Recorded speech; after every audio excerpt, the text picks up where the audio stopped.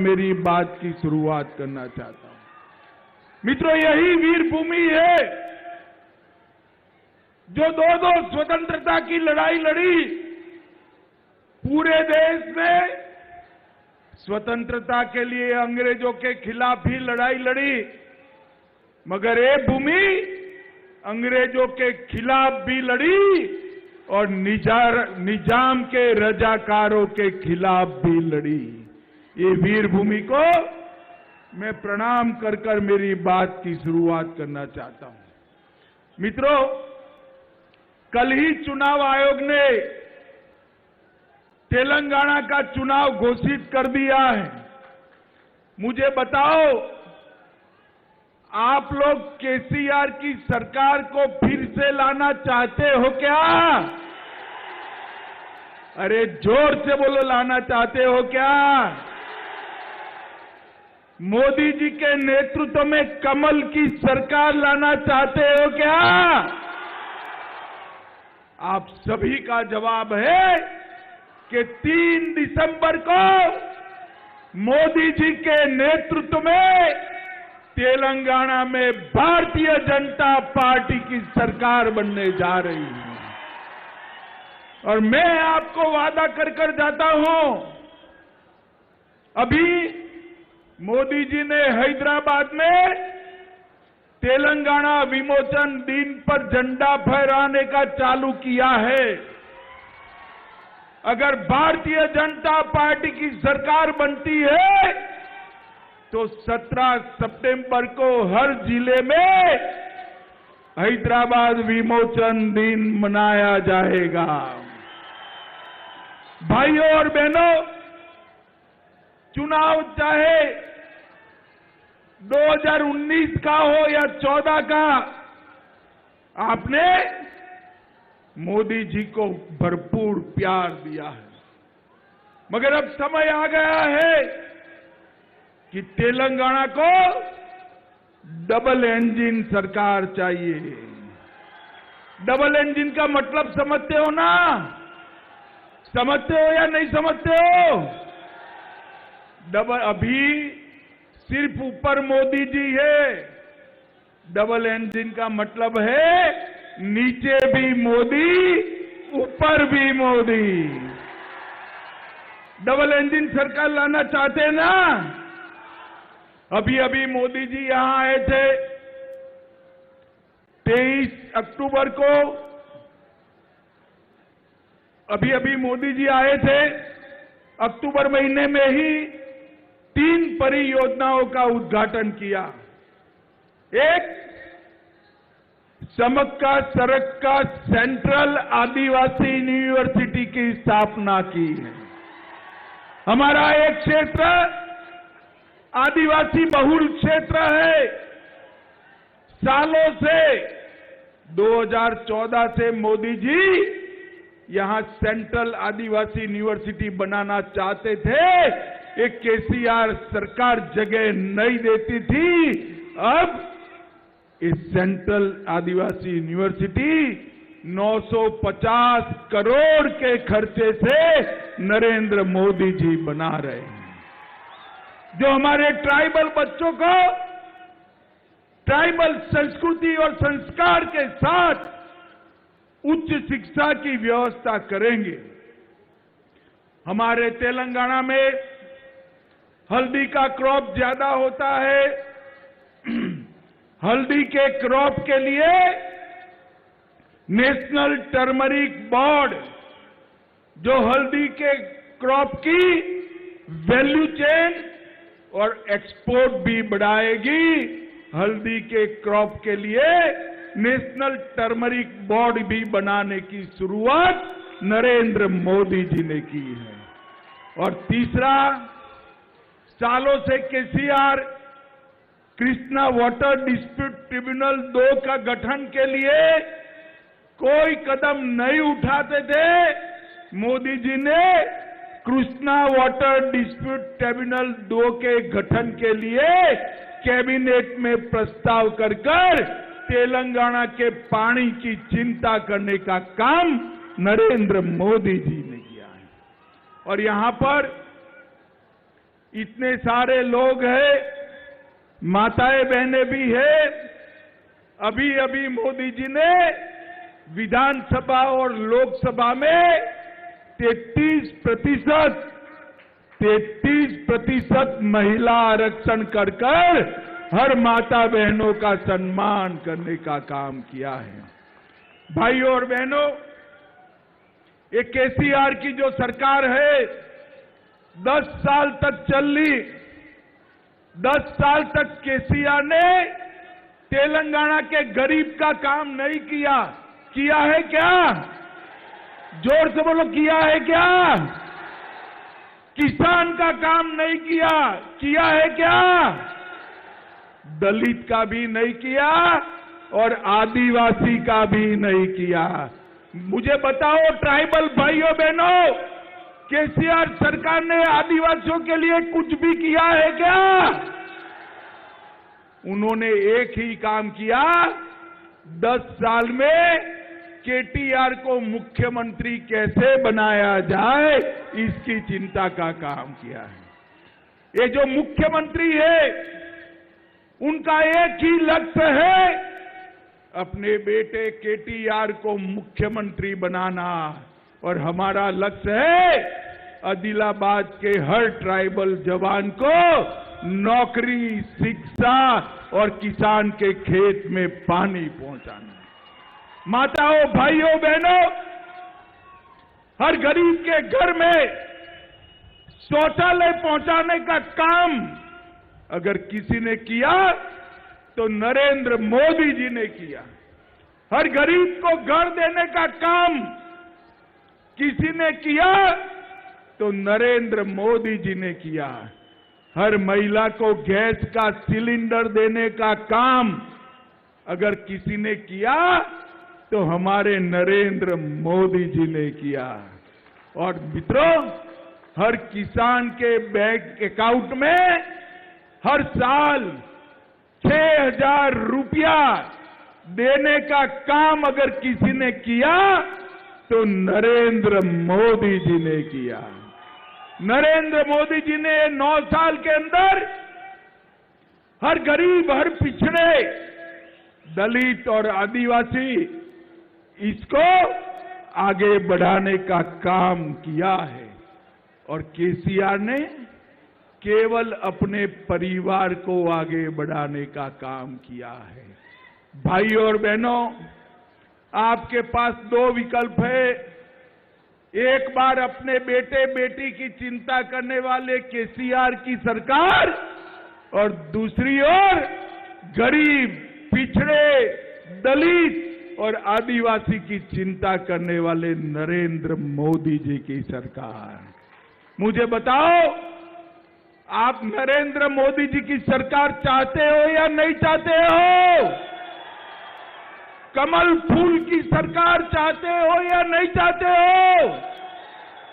मित्रों, देश आजाद हुआ 75 साल हो गए, मगर कभी भी कोई आदिवासी का बेटा या बेटी इस देश का राष्ट्रपति नहीं बना।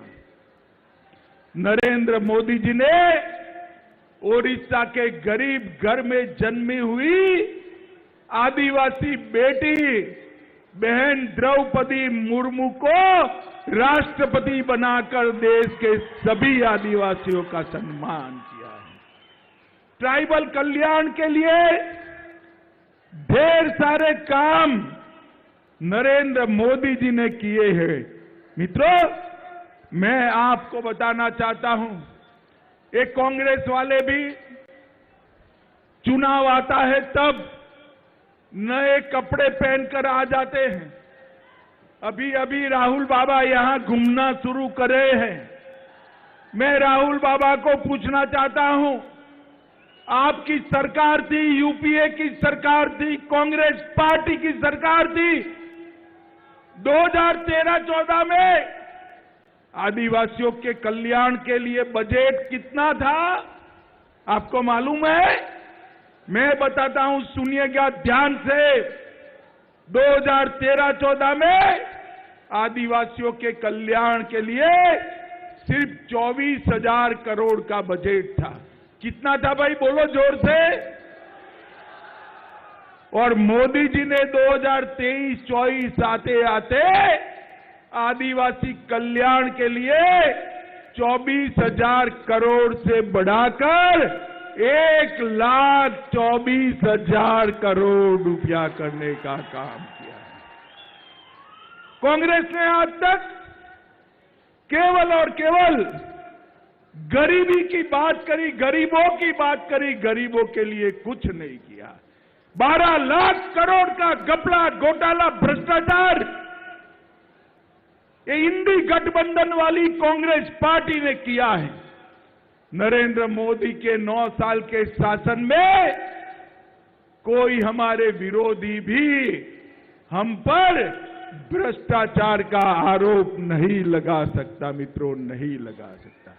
नरेंद्र मोदी जी ने 15 नवंबर को जनजातीय दिवस, जनजातीय गौरव दिवस मनाने का काम किया और देश भर के ट्राइबल भाइयों बहनों को, आदिवासी भाइयों बहनों को भगवान बिरसा मुंडा के साथ जोड़कर गौरव प्रदान करने का काम हमारे नेता नरेंद्र मोदी ने किया। 200 करोड़ रुपया खर्च कर देश में 10 जगह पर आदिवासी स्वतंत्र सेनानियों का संग्रहालय बनाने का काम नरेंद्र मोदी जी ने किया है। और मित्रों, जनजाति क्षेत्रों में जल से नल के माध्यम से 1,10,00,000 आदिवासी घरों में पीने का पानी और 50 लाख लोगों को घर देने का काम हमारे नेता नरेंद्र मोदी जी ने किया है। ये केसीआर ने जितने वादे किए थे, एक भी वादा पूरा नहीं किया।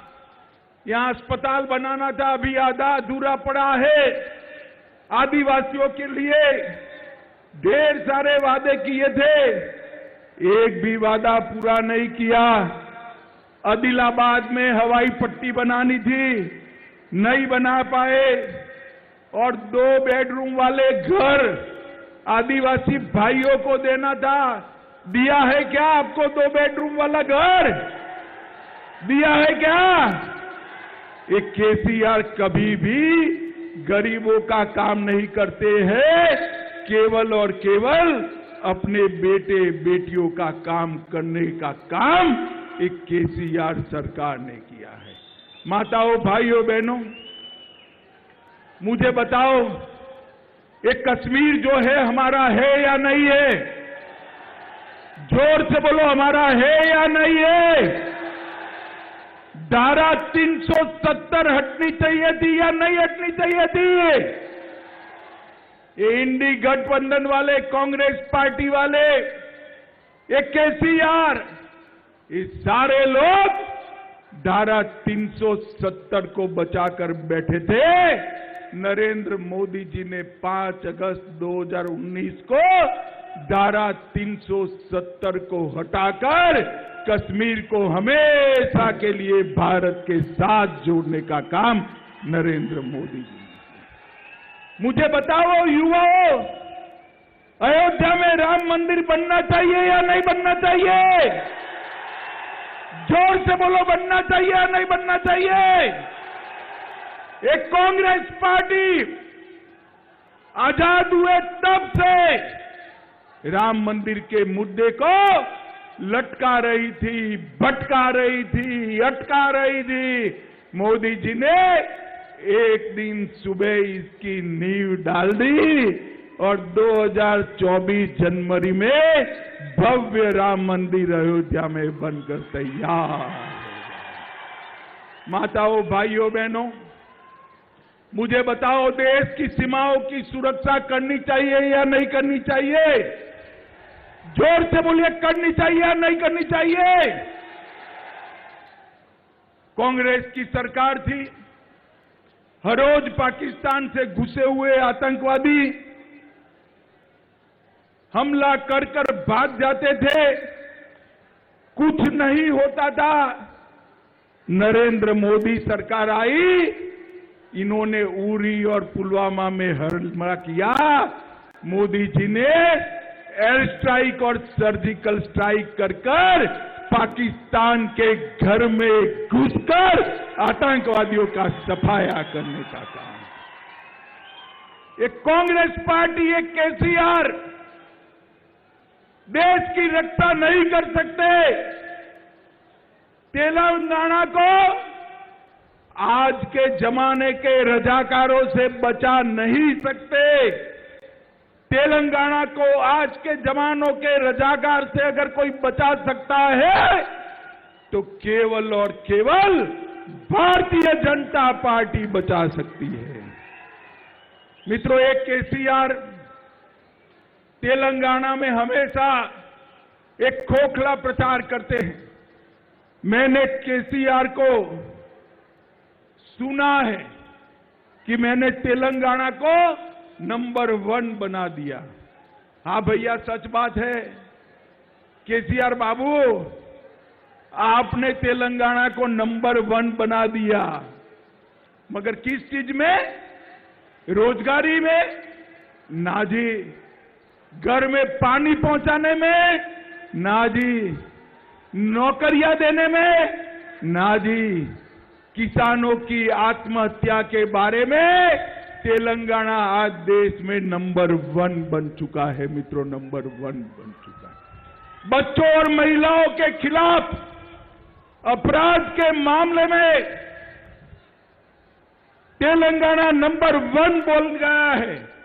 और महाघोटाले करने के बारे में भी, भ्रष्टाचार करने के बारे में भी तेलंगाना नंबर 1 बन गया है। और मित्रों, केसीआर की चुनाव चिन्ह क्या है भाई, बताओ तो क्या है?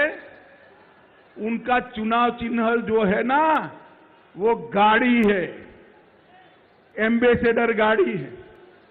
मगर एम्बेसडर गाड़ी कौन चलाता है? कौन चलाता है? जोर से बोलो, कौन चलाता है?